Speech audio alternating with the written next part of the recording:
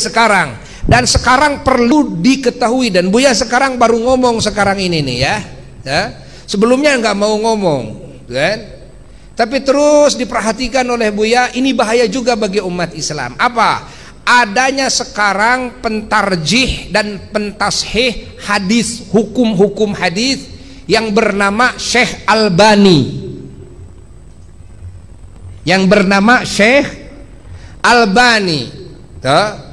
seolah dia adalah pentarjih hadis yang menentukan ini hadis sahih, ini hadis dhaif, ini hadis maudhu. Padahal Syekh Albani ulama sekarang.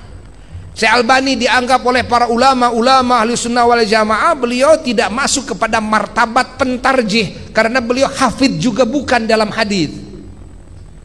Tapi ini dipaksakan oleh sebagian kelompok yang ikut kepada pemikiran dia, dipaksakan Syekh Albani ini seolah menjadi pentarjih hadis sehingga dimasuk-masukkan kepada kitab-kitab ya, yang kitab-kitab itu madhab mana saja sengaja ditempel, dikenalkan yang namanya Syekh Albani ini.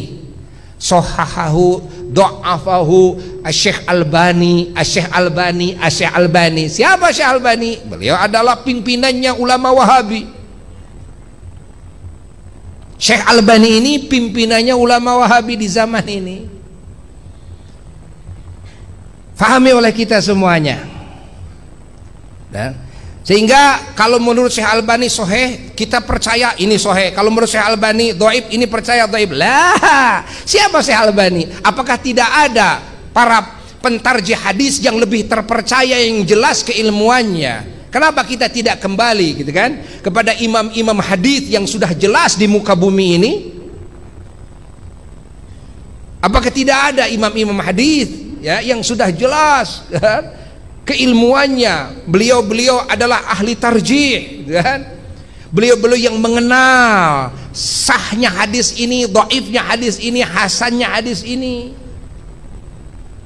Bukan sekedar Imam Bukhari, Muslim saja kan?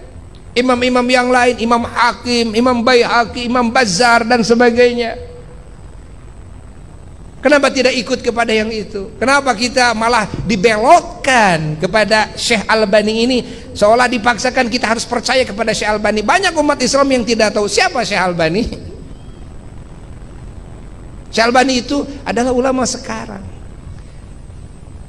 Kita terserah, kita silahkan saja bagi Syekh Albani atau pengikutnya Syekh Albani untuk menonjolkan Syekh Albani, mempercayai Syekh Albani. Namun Buya ini memberikan nasihat kepada ulama, kepada muslimin ahli sunnah wal jamaah yang sudah punya rujukan-rujukan yang jelas kan? Maka gunakan dulu rujukan-rujukan yang jelas ini. Jangan sampai kita percaya kepada ulama-ulama yang jelas malah berbeda di banyak pendapat-pendapatnya, di banyak pemahaman-pemahamannya, di banyak ijtihad-ijtihadnya dengan ijtihad-ijtihad dan pemahaman ulama ahli sunnah wal jamaah. Faham atau tidak? Faham atau tidak? Nah, ini perlu diketahui oleh semuanya. Jadi perlu disebarluaskan agar semua umat Islam tahu. Ini Buya istikharah dulu nih mau ngomong ini nih. Ya, karena sekarang banyak bahkan ustad-ustad ahli sunnah wal jamaah, ustad-ustad syafi'iyah juga, dia tidak tahu siapa Syekh Albani ini, lalu ikut-ikutan. Ini hadis didoifkan oleh Syekh Albani katanya. Padahal bagi kita semuanya sudah punya rujukan. Coba lihat, ini hadis ini sahih atau tidak, kan? Ulama-ulama pentarjih ahli hadis daripada ulama ahli sunnah wal jamaah itu banyak. Ayo merujuk ke sana. Ada yang sepakat dhaifnya, ada yang diikhtilafkan dhaifnya. Bagi ahli tarjih.